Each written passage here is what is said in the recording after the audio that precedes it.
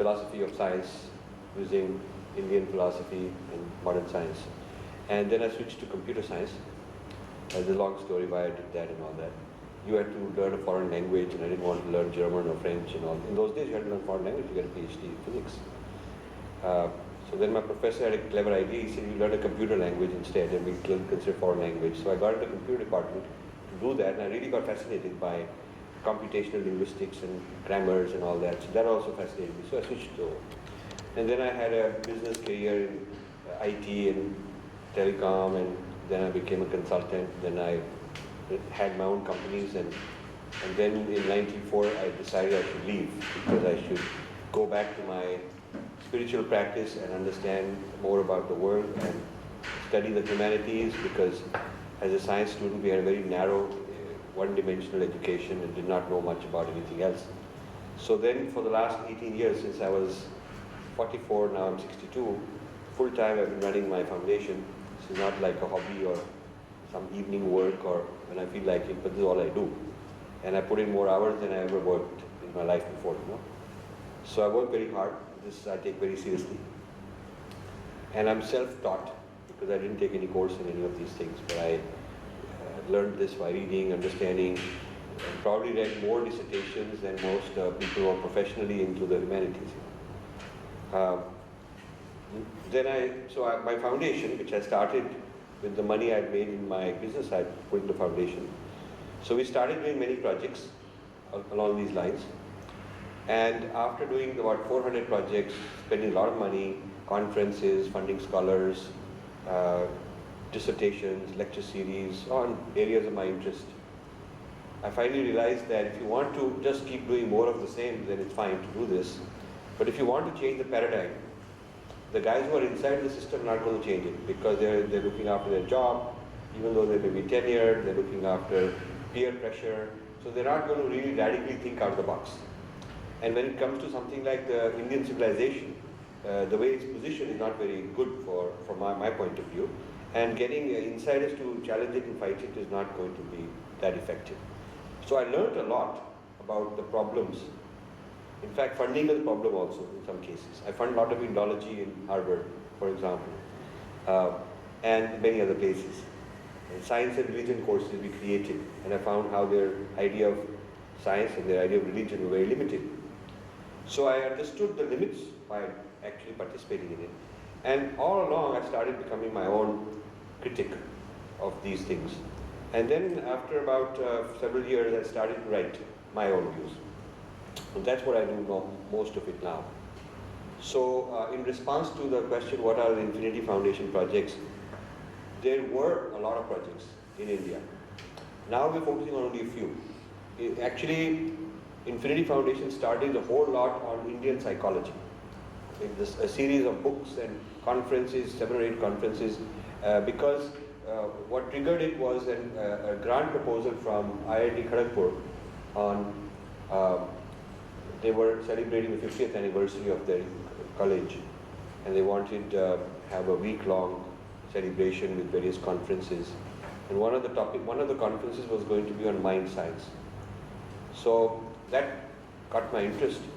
And when I wrote to them saying, can you send me more details on what will be the subject matter, what will be the content, who will be the speakers, all the speakers and topics had to do with Western psychology.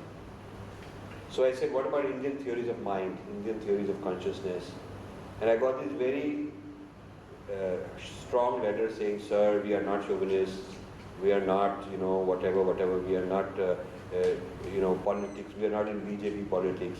It was not stupid, I was asking them for Indian theories of mind. And they couldn't see it without the context of politics. So I knew a few Westerners who are really into the Buddhist and Hindu and various thought systems. So I asked them, why don't you guys propose a paper? So one guy is head of Tibet House in Columbia University. He's a white guy, he's a Buddhist. He wrote a proposal to present Buddhist theories of mind and consciousness. And another guy is in a Sloan Kettering medical place. He's a psychiatrist and he's done meditation for 30 years. So he was going to talk about Sri Aurobindo's theories of mind. and another guy was into Kundalini, and he was going to talk about that. So when I took these proposals and sent them to IIT Kharagpur, just because they had come from Western guys, they immediately accepted it. So they said, this is good, we can take this. And so I sponsored these guys to go and said, now one thing I want you to know, I don't want you to replace the Sanskrit with some hocus pocus. I don't want you to tell them, some other story. You tell them the truth, because every one of them had a guru, every one of them had been initiated, every one of them had been practicing a very Hindu or Buddhist thing for many decades. And I said, you should tell your story, your personal story, how you got into it, what you do with it in the West, why you teach it, what is the benefit, what do students think, what does the research show. So when they presented this, it became like the highlight of the whole thing, everybody giving them standing ovations, like, wow, this is great stuff. So I knew that there's an opportunity to bring this idea more into India. So we took this team, and others in India joined us, and we started having conferences on Indian psychology in Kerala and in Pondicherry and Delhi University and various places. Now there is a group with over 200-300 people in Indian faculty in psychology who are quite openly teaching and talking about Indian models of psychology. So we created a new discipline. This must be 97, etc. Yes. The first conference they organized in the Auroville. Yes. So now they have come up with a good handbook on Indian psychology. Yes. Now Yeah. I stopped funding because I did my job of pushing. It's off on its own. And sometimes when you give birth to a thing, you look back and you're not totally satisfied with it also. So I'm not totally satisfied with what they've done, but it's a good start. I think that they are still fitting into a certain limited paradigm, and they're not able to get out. And but the worst than that is that whole movement, some of its leaders are getting appropriated by Templeton Foundation. yeah, Okay, now that's very sad. That's very sad. Because Templeton Foundation has this project on science and religion, and they've tracked me wherever I've gone and started a project. They come back with more money and take those people. And then that's Christianizing it. They're trying to Christianize the whole field. So they want to dig into the Indian sources with the help of Indian people, give them a lot of money, and when something comes out, then they want to neutralize the Indian sources, call it something, Western science, and then gradually drifts into Christianity or Western science. So I've done many projects where they were eventually hijacked by Templeton people. When they come and they start giving grants and our people start accepting those grants, I know what's coming next. So that's happened to that group. So I just don't want to, when I ask those people, they say, yeah, but the Templeton people are giving us good money, and it's prestige, and they're not really putting any limits on us. At first, they will not put any demands. They just want you to get in, So, the whole Indian psychology was a big project.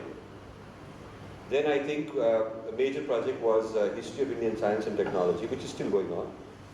We decided to model after Joseph Needham's 30 volumes on Chinese science and technology. And we put up a very ambitious plan that we put up 20 volumes. 8 volumes exist. You have some samples over there. And another 4 are in the pipeline to be out in the next couple of years. And then beyond that, we need more funding and we need to continue the work. So we have 3 spaces.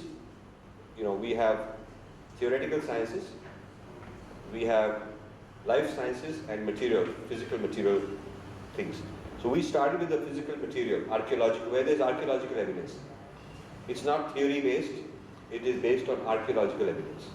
So if there's archaeological evidence for a certain quality of steel being produced, then that is empirical evidence. If there is archaeological evidence for some irrigation systems or some textiles or medicines, wherever there is physical evidence available, that is the basis of making a claim. So we cannot claim that there were nukes in Mahabharata because nobody has shown me a radioactive crater. There is no physical evidence I've seen. And we cannot say there was a Pushpak Viman in the Mahabharata because nobody's shown me a crash landing site or tires or wings or any part of a plane or any evidence of any sort. So we decided that we'll only go with physical evidence in this series, which is not theoretical but empirical. So like that we have projects going, but mainly I've shifted to my own work, which is a very original sadhana, my own sadhana, and coming out with ways of understanding ourselves and understanding non-Indian civilizations in our terms. And that's what I'm currently involved in. So with that little intro, we can just throw it open for discussions. At one point on this history of Indian science and technology, one of our authors who unfortunately passed away some years ago, he had a medical problem, Balasubramaniam in IIT Kanpur. He is a top metallurgist there. He wrote a book on steel, iron steel pillars and stainless steel and wood steel, all that. And he was in the process of introducing a course on history of science and technology in IIT Kanpur. He had got permission, he had targeted which semester he'll do it, and he was taking all our work from all the authors, published and unpublished, because we had about 10 meetings every year, 10 meetings over the period of this project. A lot of PowerPoints, a lot of materials have been turned over to us which are beyond what's in the books. So he was taking all of that and wanted to teach a course for one semester on history of Indian science and technology, show its effectiveness and that it works properly, and then he was going to try and advertise it and promote it in other IITs and other engineering colleges. So we had a plan how to take this into the curriculum, but unfortunately he passed away. He couldn't do it. First he delayed it because he was not in good health. We thought he'd be okay, and then finally he just couldn't do it. So that project remains undone, and would be nice if somebody decided that they want to teach such a course and develop such a material. We can help. And once one particular well-known engineering college teaches it, then it could probably spread elsewhere. See, one other thing we work very hard, and I think successfully, is to avoid hyperbole. A lot of people are kind of, they turn off any serious scientist because they're making all these claims. So right away, in every introduction, every talk, every seminar, we tell them we cannot include Pushpak Viman or nukes unless somebody shows us physical evidence. Because the criterion is physical evidence. So it has to be something. Now if it is mathematics, then the evidence is text. Yeah. Text, right? If it is medicine, then the evidence is that there is a recipe which will cure something, and we should be able to replicate the recipe and do a test, medical test, and see if it works. So for each kind of science there has to be a practical testing, independent neutral testing. And for us, we decided that this will be a series on wherever there is archaeological evidence of something which is testable. So you can test old bricks and see at what year these bricks was made. You can date it and how many degrees temperature it took to make it. So you know that there was that kind of high temperature capability for manufacturing. So you have some scientific basis of making a claim. Otherwise, we don't want, like Puranic evidence is not reliable because you don't know where it was written, when it was written, when it was added. Does it represent something physical that happened, or future fantasy or science fiction? We don't know. It could be something somebody's imagining. We don't know.